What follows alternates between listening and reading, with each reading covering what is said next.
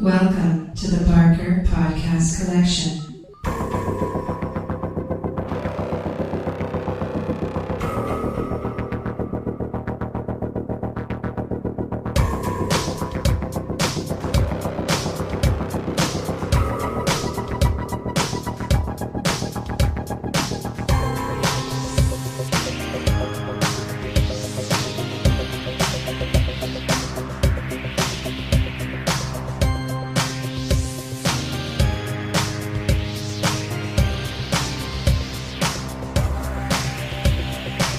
Welcome to the Not Playing Podcast. My name's Rob Howard, and this week I'm joined by Iain Bruce, Adam Scott, and Patrick Kay. You can contact us on email at notplayingpodcast@gmail.com or follow us on Twitter at notplayingpod. Let's start with the game that is most recent, and that would be Dying Light, which you've been playing, right, Iain? Amazingly, yes, I have played a tiny little bit of Dying Light. I've only played maybe 5 or 6 hours over the last 10 days. That's a fair chunk. I wish I could get my PC in the crapper. That would save a lot of time. How you find it? I am really enjoying it, actually. I was a little worried because it's kind of like from the same... It's not the same company as Dead Island 2, and it's not the same engine either. But it's that kind of thing in that it's zombie stuff, got to do shit, find stuff, some missions. But it adds parkour, so it feels like Mirror's Edge in Dead Island. And I was cynical that the parkour would just be a gimmick to start with, but it's really beautiful. Christ, it's beautiful. It's probably as good as Mirror's Edge stuff. Because the thing I thought that I wondered how it would work is, because Mirror's Edge, the colour scheme in that game made it very clear where you could and couldn't go. No, and this seems a lot more dense, more realistic looking. There's none of those indicators about where you can jump. If it's the edge of a building, you can jump at it. That's it. That's the rules. So it's like Titanfall, sort of. Yeah, you can also climb up the walls if there's planks or ledges and stuff. You can climb onto those and then climb up. You can climb up telegraph poles and then sit on the top and look around in a Assassin's Creed kind of way, but there's no sinking options. So the parkour is really good. The combat it's probably 90% melee based, with crude weapons that are like a baseball bat with a taser attached to it, so every time you whack someone you electrocute them. You can make your own, can you? Yeah, there's a ton of different blueprints you can get, and they're a bit... what's that zombies in the mall one? Dead Rising. They're a bit Dead Rising in their bizarreness and just... what the fuck is that? But they... it's good fun. It's got from what I've seen from YouTube, it has an excellent co-op system where... Because the zombies during the day are shufflers and at night they become more aggressive and there's different hero zombies like they were in Left 4 Dead, so there's kind of a spitter and there's kind of a tank and that kind of stuff. There's like an invasion element, isn't there, where people can come into your game and... Yeah, the previous Dead Island had that as well, where you could, at a number of different points, it would tell you, oh, your friend this is also in this area. Do you want... He's coming to kill you. But you'd have to invite them and then you could both go in and do stuff. It does have a zombie mode, which I haven't played yet, where you can... I think if you die or something, you become a zombie and then you can chase after everybody else. Which sounds alright. But it looks bloody beautiful. Christ, it looks beautiful. And it's going to have Rift support, which is one of the reasons that I got it. Months and months before it's going to have Rift support. It was the grappling hook that sucked you in, wasn't it? Grappling hook. Oh, Christ. Yeah. Quake 2 Lithium. I miss those days very much. That's another game. As soon as I heard that there was a grappling hook, I was like, Ian's bought it. I bet he's bought it already. Well, yeah, I did wait until I'd watched all the videos on YouTube of people using the grappling hook. But yeah, it's a good game. It's not. I wouldn't necessarily recommend it full price or this year, but I think it will do for co-op once it's a bit cheaper. And Radcheck has a copy. I think it will be a good, fun co-op game. the missions are quite good. The voice acting's good. It kind of all makes sense. Whereas Dead Island was, you're on an island. There's some people up here and they need some help, and there's some people over there, but this seems to have a more coherent plot running through it. There's a little bit of intrigue. There's lots of heads exploding and stuff. And yeah, it's kind of more of the same. But the parkour adds a new element. Is it true that you can kind of elect what time of day you're playing it in? Because, I mean, I'm just thinking of someone like Pat who kind of prefers the feeling of like not being in control as to the feeling of being like a power fantasy. And it seems like this game maybe caters for both aspects, depending on the time of day that you're playing it in game. From the few nights that I've seen so far, it's a different game at night. It is extremely dark, and the zombies are, they become, they're more aggressive, they're faster, the extra ones come out. So you I anyway, probably couldn't play the game just during the night cycle of the game, because I don't think you get anything done. You wouldn't be able to get the missions done. The zombies would be attacking you all the time. Maybe later in the game you get powerful enough where you can just swat them away. But I think for now that's the draw. The parkour during the day and getting away at night. I think that's the thing to look for. If you fancy a change and if you're not skull-fuckingly bored of zombies yet. Which I understand lots of people are. That is a hazard. That's it, yeah. So I played a new game. That's me done for the year. Well done. But I literally only played hours of it. I should probably. While Adam starts talking about Elite, I'll just check how many hours. Go on then. Well, thanks for just not falling asleep completely. That'd be great. So yeah, you hung up your Dragon Age hat for some Elite then. I got to a point playing Dragon Age in my 5 or 6 hours a week that I get to play, going, well, I'm really, really enjoying this, but I've been playing it for ages now, and I just need to do something else. And I got there. So I thought, okay, well, look, I'll give Elite Dangerous a go, as I had it installed and was not doing anything with it. And I can't see me giving it up any time soon. I'm really, really enjoying it. Bizarrely, for a game where a lot of people will tell you that the whole point of the game is to acquire wealth at the fastest rate that you possibly can. Rubbish. Yeah, well, yes, but there are people on the internet called idiots that will tell you that if you don't think that way, then you're a, what was the quote I had against me? Oh, an uncompetitive shitlord. Because I had the audacity to say so that ridiculous. I enjoyed mining. Sorry, mate, I was only joking. I think it's just... No, he wasn't. It's a fucking twat. I think it's simply because there's no levels in the game. Ships here levels. Money is the way in which to measure progress. Yeah, that's fine. I guess. The point is, because there's no traditional structure. The point is, I totally understand. I totally understand the whole. I want to progress, and I want to have 100 gazillion billion credits and have every ship under the sun. And a better that's fine. ship, and that's absolutely fine. A lot of people, that is the MMO way of doing things, progression. But me, I view Elite Dangerous, it might be an MMO, but for me, it is a spaceflight simulation in which I can choose to undertake a number of activities, which may be combat, it may be trading, or it may be mining, or exploration. Those are pretty much the only 4 activities you can really do at the moment. I've done a bit of trading. I don't really enjoy it that much because I don't want to leave the game to work out where the hell I'm supposed to be going. Yeah. You've talked about before, the trading tools, the threads and stuff are very useful, although less so after 1.1 because patch 1.1 because they have introduced more dynamic market forces, whereas before a price for a commodity at the station was fixed.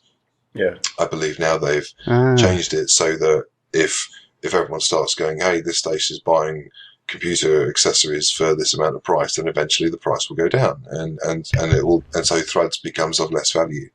But the point is, there still aren't all the adequate tools you need in the game to get everything you need out of the game while you're in the game. Yeah. So, and I think this comes down to the approach they've taken with Elite, in the fact that they've released a Galaxy simulator with some gameplay elements built into it, which is fine. I completely understand how the devs talk about the framework. They're layering on top of the framework, and with each patch they're going to produce, and they're talking about, you can see how that's getting expanded. But at the moment, you've got somewhat questionable mechanics for flipping a system, for instance, for influencing the level of influence of certain factors within the system, and you can influence that by trading or attacking NPCs or traders that are affiliated with a certain place, so that the influence of the people that you're supporting grows, and so on. And therefore, the civil war states erupt in the political structure of the systems, and you get conflict zones appearing, which are basically fly to a system, go into the conflict zone, farm NPCs for credits. It's a very gamified nature. It doesn't actually feel that organic about it. It's great fun. Don't get me wrong, it's great fun. But if you actually think about it, you can stay in there, and NPCs will just spawn. And if you're going to if people are going to level realism arguments at the game, which is a bit ridiculous, but if people are going to do that, then you can say, well, how is this sustainable? This constant stream of multi-million-pound spaceships and multi-million-dollar spaceships, or whatever credit spaceships, turning up and getting blitzed in 30 seconds. But it's flying the spaceship feels great. The sound is great. I'm flying Viper at the moment, and it's got this throaty rumble when you accelerate that gives me the raging horn. And the weapon sounds great, and it's good fun. Cannons. But I think a lot of the game, it's clear that the game is. I can see why some people say it's more of an early access than it is a finished game, but it's not early access in the term that there's loads of stuff that doesn't work yet. Most stuff in there works, apart from the inevitable bugs. But I think they do need to add in more stuff. Like I was saying when I was talking to this idiot, I really enjoy mining, because mining and bounty hunting are the two things that I do in the game, because they require my full attention. When I'm bounty hunting, I constantly have to be flying my ship. I have to be scanning all the targets that may be in the game zone for finding the targets. And mining is the same. I have to fly around Astrofoods. I can't just, the amount of people that talk about, I made all this money while I was watching YouTube. And I'm thinking, that's not gaming to me. I understand what they're doing. Don't have YouTube in space. No, exactly. But people say, well, what else am I going to do? It's so boring. Just trading, going from A to B, A to B, A to B. It's like, well, maybe do some of the other stuff that's in the game. You can have YouTube in space if you launch it through Steam, and then you can get the Steam overlay in game. Just saying. Hope to help. That's great. The fact is, trading is the only way to make a bit of money. To make money at a sensible pace. A lot of people are saying, if you don't have a lot of time playing the game, why aren't you just trading all the time? But it's because when I'm playing the game, I want to be playing the game. And so the reason why I enjoy mining is because I'm boosting through asteroid fields, and I have to have fine control of my ship so I can scoop up all the fragments. Mining needs a lot of work. It can be a little bit tedious, but I actually just enjoy the fact that I have to control my ship and control it well in order to make mining at a decent, make money from mining at a decent rate. The problem with mining is that it doesn't, as a profession, doesn't scale. So if you get into a bigger and bigger ship, it doesn't take. You can't collect stuff any quicker. So therefore, it just takes you longer to fill your hold. And therefore, you're not earning any more money than you would do. It just takes you longer to earn it. If you had other people mining with you, would you fill the hold faster? Well, not really, because I suppose you can have other people, because asteroids have a certain amount of chunks that will come off when you blast them with your mining lasers. Yeah. So you can't having three people blasting the same asteroid doesn't make any difference. The same number of collectible ore chunks come off. But someone's got to collect it all. But does it blow up faster? Not really. If you get bigger mining lasers, then they'll come off faster, and I suppose you'll get the chunks out quicker. But then someone's got to collect them. Yeah. You know, and there is at the moment, apart from dumping cargo for one another, there's no way of trading credits or paying other people for doing it, which hopefully will be part of the Wings update, which is coming in 1.2, which is due this month. Yes. So that's quite interesting, because I think actually this is where a lot more people might get involved in it, because there isn't really... Certainly when I'm coming back. Yeah, well, I think it'll be really good. There's lots of good stuff happening in 1.2. They've got... so the Wings update is basically allowing you to form little 4-man groups. And they're kind of neat, because there's... By the emergent nature of a lot of the gameplay, there are a lot of people out there just griefing people because they want to. I say griefing, that's the wrong term. They are using the rules of the game to make life difficult for other players, because that's what happens in space. Yeah. And the real life is hard, so games that you play for your recreation should be hard too. But the point is, you can get these wings together so you can go and counter these people playing the game correctly. But a lot of the tools they put in, if you're static and firing, you can effectively fire a beacon into supercruise. So your friends coming to help you know where you are, and they could, like a signal source that you can see in supercruise, and they can jump out and That's so useful. Yeah, we're very useful. They're allowing you finally to use the debug camera, so you can take external views of your ship and stuff like that, which from a vanity point of view is worthwhile. It kind of makes those skins that people pay for quite a little bit more enjoyable. Visible. The comm system is a bit of a mess at the moment, but they're introducing fairly standard MMO things like /R to reply to people that last spoke to you, and so on. And have you used the in-game comms? Not really. Yet? I haven't really had much of a chance to talk to anyone. No, but it's got a very cool snap and fizzle to it. Yeah, I've heard other people. Sounds do it. very cool. It's like Acre in Armour 3, I think. Yeah. I'd like to do that. I certainly would like to do a bit more. And I think Wings will help you, because you can keep a track on all your mates. You can lock onto each other and so on, and follow them, rather than all having to fiddle about and getting the right coordinates together. Yeah. And there's another feature that's coming, whereas if you're in battle and you have some of your modules damaged, you can now effectively jerry-rig broken modules out of other modules, so you can degrade the health of some of your other modules to get your thrusters back online, so you're not stuck in the middle of space and have to self-destruct. Oh, that sounds like some complicated micromanagement going on there. Probably not. It's probably like, use this to repair that. Oh, well, don't take any cannon shells to that module, please, otherwise it'll stop working completely. I might need to set up some voice commands for that. Yeah. I must admit, I've got voice attack. I haven't really used it very much. I've got enough controls on my HOTAS really to do most of the stuff I need to do. And as much as it's quite cool, I just haven't. Every time I thought, I must set up my voice attack, I thought, if I've got time to do voice attack, I've got time to be playing the game. So I'll just play the game. Yeah, fair enough. I think it was something I was dicking around with over Christmas when I had loads of time, but I don't know, I really enjoyed it, playing it that way. I think it is a lot of fun. I think it will become a much better game in the months to come, because I can see how they're layering more gameplay elements onto it.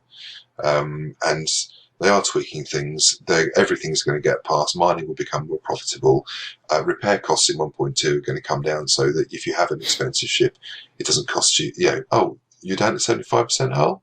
Okay, that's 79 million credits to repair your ship. Thank you. Which is a bit of a point. I mean, to me, I don't really want to get an expensive ship, because I'll never have the income to sustain it. I'm quite happy sitting in my Cobra. Well, that was the problem I had with those combat zones, was I was enjoying them, but it was costing me like $7,000 every time I got shot down, which was happening. I know the answer is don't get shot down. That's the answer, really, isn't it? Yeah, get some fucking skills, Not being a nerd. I don't know. Yeah. But that's the thing, though, when you're in the game and you're spending so much time just literally just travelling from planet to planet, and then all of a sudden you're in combat, it's like, what the fuck? Yeah. I'd like to be in a situation where I can do a bit more combat, but maybe have a bit of help from some real players and friends and stuff. Well, I'll be your wingman anytime, Maverick. Oh, thank you. Now let's get oiled up and play some volleyball. God. Anyway, talking of co-op, I just wanted to quickly mention Far Cry 4. I finished Dragon Age, did 113 hours, I think it took me to finish that game. Dragon Age? Really enjoyed it. Sorry? Dragon Age took you 113 hours? Yeah. Okay, cool. All I wanted to say, as in a sort of having finished it, I feel like that's a game that was perhaps just bloated out a bit too much. I think they could have done with maybe dropping some of those areas. Basically, it got to a point where I hadn't even visited 3 of the zones before I had enough power, I didn't even need power. I'd made enough progress in the game to get to the final, encounter, which takes all of about 20 minutes.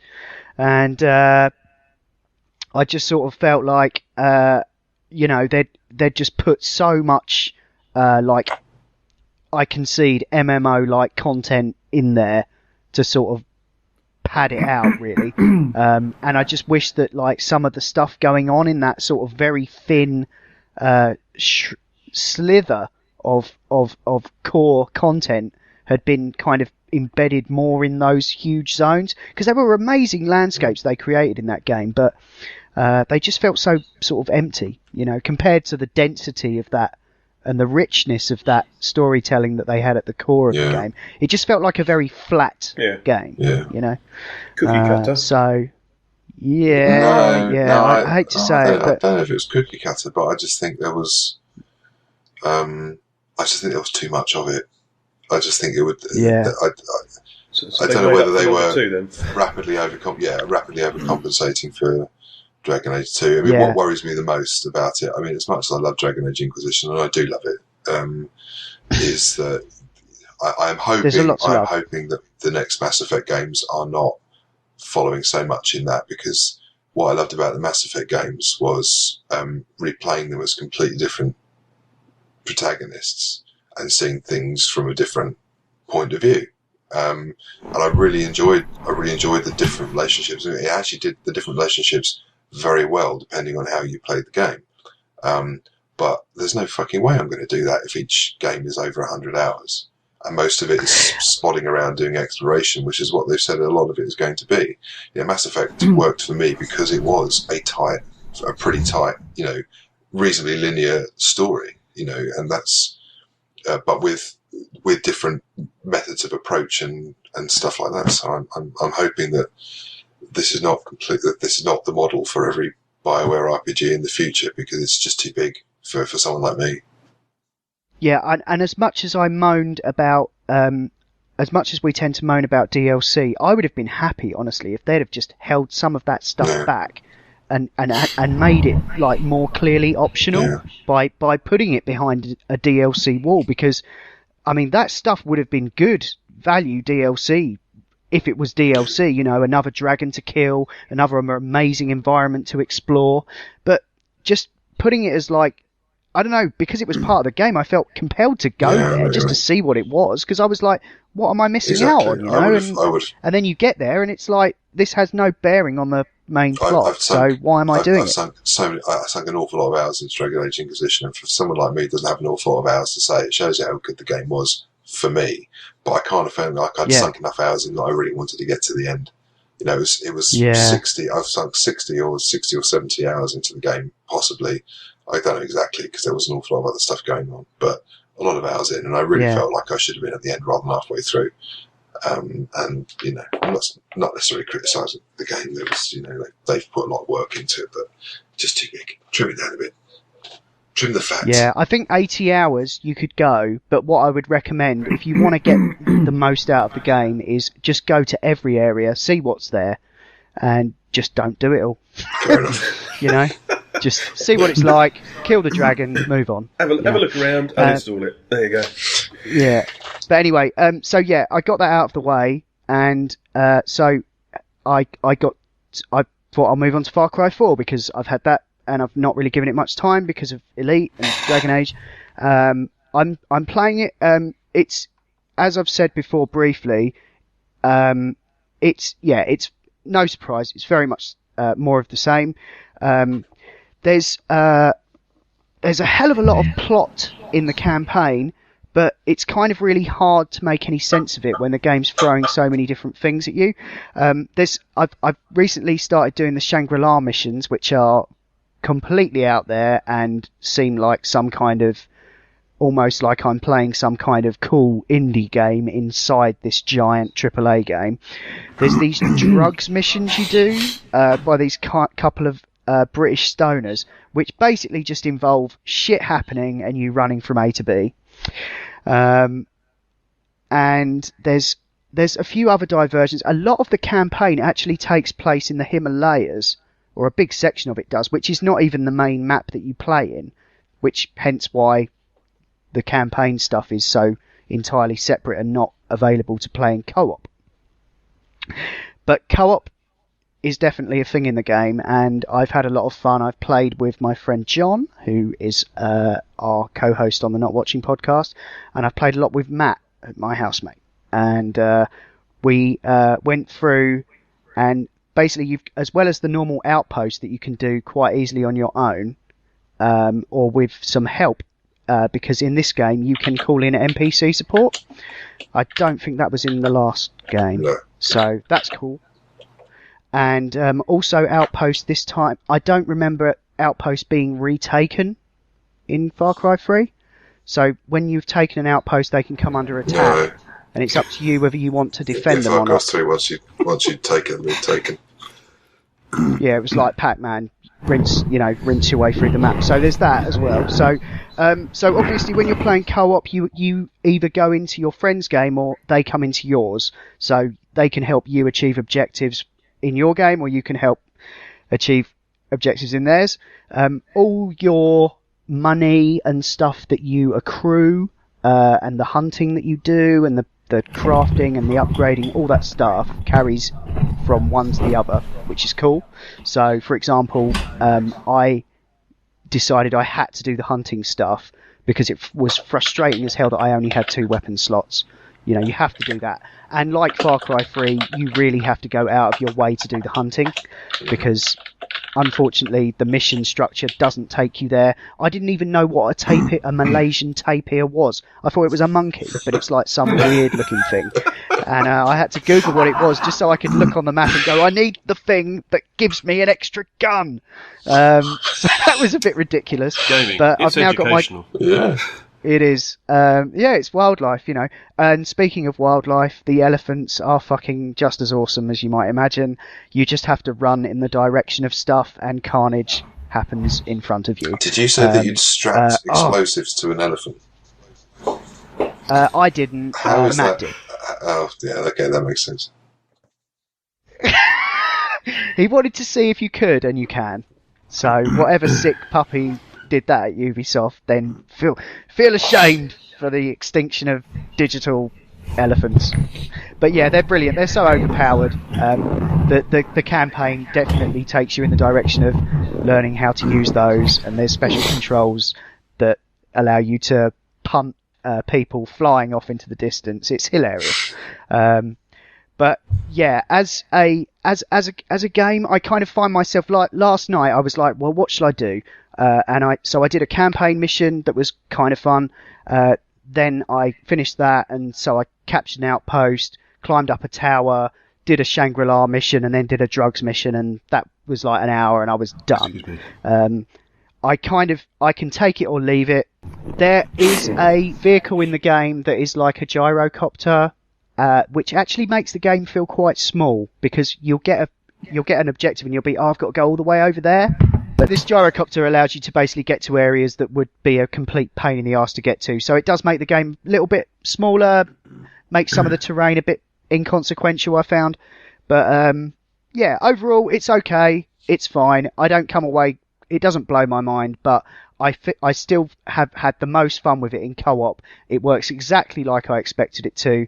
There's a ton of content there, so I think when this game gets a bit cheaper, it will be an absolute no-brainer 2-player hookup. Because £5 on a Steam sale. Yeah, I think so. But yeah, that's my experience with Far Cry 4. I'm probably about halfway through the campaign, and I'll finish it and move on to something, and I'll probably never pick it up again unless any of you guys do. So that's that. I'm gonna. Not doing it. Yeah, I do. Well, I might, But you won't. but I won't. No, I tried it and it was fun and it felt like Far Cry, but It's just so fine, what? isn't it? It's fine. that wasn't enough. That wasn't enough to. Just alright. To drag you away from making your own shit. Yeah. Cool. Well, have we got any time to talk about anything else we've been playing, or is there anything left to The only discuss? thing I just wanted to before say we is call I've it been a playing night? Limbo on mobile, and I haven't played it before, Nice. and I absolutely love it. It's got Limbo it's is got great. the creepiest spiders I've ever seen in any game. Hmm. I know I've said this on the group, but it's been a long time since I've been creeped out by a spider in a game. It's like, oh, it's the spider enemy, in every game I've played. But there's something about the way these spiders move in Limbo that freaks me the fuck out. And the way that the kid dies as just well falls is into like, pieces ugh. when it's caught in traps and just was- drowns horribly. It's such a grisly I game. think that was the one for me. That was the game that made me realise I don't really like stuff that overpowers you. Because I was like, this is a really short, really simple game, and I'm like replaying it like 5 times in a row. Like I love Limbo. I think it's one of my favourite games ever. I was playing it on my tablet, and I've got a problem with the charger. I take the tablet in to get repaired, so I thought, I'll just download it on my phone and start again, and I have absolutely no problem with that whatsoever. It was like, well, I know how to do these puzzles now, but here comes the spider bit again. But it's still awesome. So it always surprised me how much of a physics puzzle game that is. but it's the kind of game where I like it because there's absolutely zero preamble. End of titles, off you go. No explanation, no nothing, whatever. The name itself is all you need to know. And it's get from this bit to that bit. Sort of. And I haven't found out what all those creepy kids that keep trying to kill you are all about, and loads of other stuff. But all I'm going to say to you, listener, is if you haven't played Limbo and you have a device capable of doing so, then do so, because it's a really, really good experience, especially if you're commuting. Nothing starts a day better than trying to work out how to not get all your limbs and extremities chopped off by a giant man trap where you're a little 5-year-old child who's dead.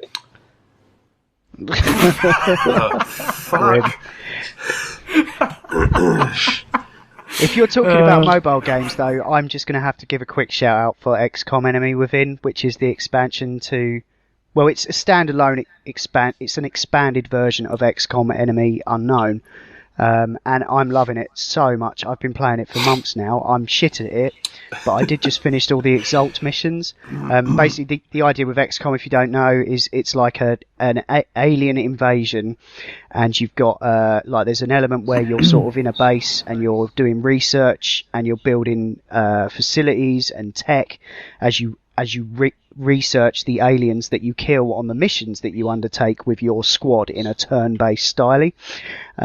The Enemy Within expansion adds this thing called the Meld, which is a resource that you collect on missions, but you have to kind of go out of your way to collect this resource. But once you've got enough of it, you can then tell your scientists and engineers to create. Well, you've got a choice. You can either turn your soldiers into cyborgs, like where you rip their arms and legs off and replace them with an exoskeleton. They can't go into cover then, but they're uber fucking hard and can take on enemies in melee combat, which is awesome. Just throwing those things through walls is so gratifying because some of them are just relentlessly brutal. And also, instead of that, you can also use the Meld to create cybernetic implants on your soldiers, so you can give them regeneration or X-ray eyes and shit like that. And also, as well as that, there's this whole other subset of missions that are with this shady Exalt organisation, who are like these sort of amped up super soldiers that have all the abilities you have, like the ability to move and use a sniper rifle, stuff like that, and they're fiendish, and you have to basically you have to use one of your guys as a secret agent, and you send him off on a mission, and then a few rounds later you then have to assemble a squad to extract him, and there'll be different missions where he'll have to hack these towers, and you have to cover him while you have to get your team to cover your secret agent guy and make sure he stays alive, otherwise the mission's failed because he's got intelligence that he's extracted. It's fucking So excellent. it's a standalone rather than an expansion to the standard Yeah, it was game. £5 on the App Store. I'm sure it's the same on the I'll Android, probably give that, Google probably Play. give that a look, because I didn't really fancy playing the same game that I played on PC again on mobile. But if it's the expansion, which I haven't played on PC, then It's the same game again, but it's got loads of extra is depth it not to it. it's not the. Oh, okay. Well, I probably won't play then. The expansion, it is the expansion, but there's some extra maps, and it's like a Civilization expansion where they just sort of embellish what they already have, and it's just fucking brilliant. And because everything about it is so turn based, it means you can do a turn when and you can leave it and save it. And Actually, I probably will it's when cool. I'm short of something to play on the commute, because I did love XCOM. It's kept me busy for sublime months. Turn-based gaming, really, really good. it is. Anyway, it's getting very late, so let's wrap this show up. This has been the Not Playing Podcast in partnership with notlistening.co.uk. You can get me on Twitter at Bobby Rocker, BOBIROKA. I'm at EboGB, which is EBOWGB. I'm at Patrick JKAY. I'm on Twitter, but I never check it, so I'm not going to give you my address. If you want to send me abuse, send it to Pat or Iain. Fair enough. Or you can reach him via us at notplayingpodcast@gmail.com or on Twitter at notplayingpod. You can find the show notes for this show at notlistening.co.uk. If you're listening on iTunes, please do give us a review. Anyway, that's all for now. Thanks for listening. See ya! Farewell. Bye. Squeeze them. Push it in.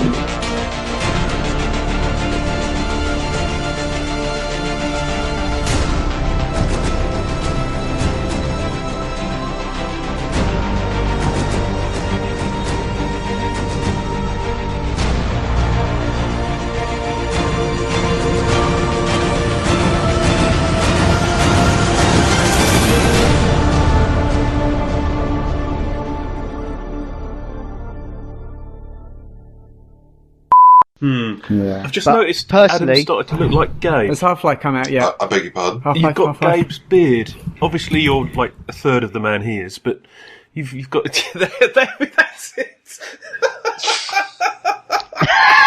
Gabe face. Well- Hashtag Gabe face. Brilliant. Oh, that's good, Amazing. mate. That's good. No, I can't do it. Now tell us when Half-Life 3 is coming out, you bastard. Yeah. It's on now, isn't it? No, but Is there a live Yeah. blog? No, it's 12 not minutes happening. in, but nothing. They're just talking about physics. That's all it is. Anything else it's is gonna just take all internet night, isn't it? expectations being a Half-Life load 3 of is cunt. never coming out. No. It's Never. been out, my friend. Ever coming. You're the only person that hasn't played it.